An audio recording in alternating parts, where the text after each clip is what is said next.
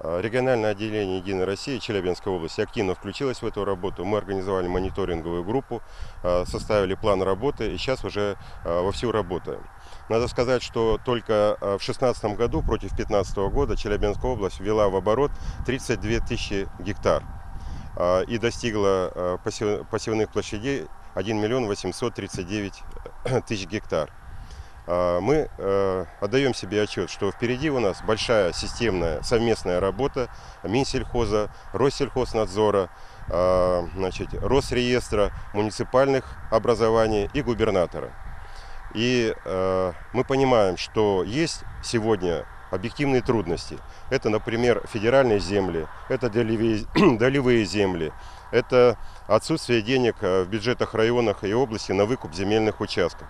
Мы также и понимаем, что вовлекая землю в оборот, мы даем новую жизнь земле, мы даем жизнь нашим селениям, у селян появляются новые рабочие места, а у бюджета появляются новые налоговые поступления, что, собственно, и влечет за собой вся наша эта большая работа. Мы понимаем, что эта работа не конъюнктурная, ни на год, ни на два, но у нас есть благоприятная ситуация.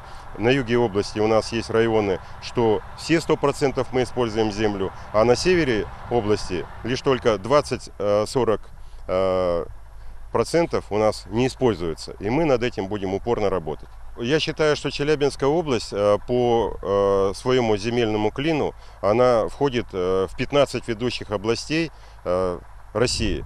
И сегодня Челябинская область потребляет 2,5 миллиона тонн зерна в год. И лишь только мы производим около 2 миллионов, в зависимости от урожайности, год на год не получается, и мы завозим в область до миллиона тонн зерна.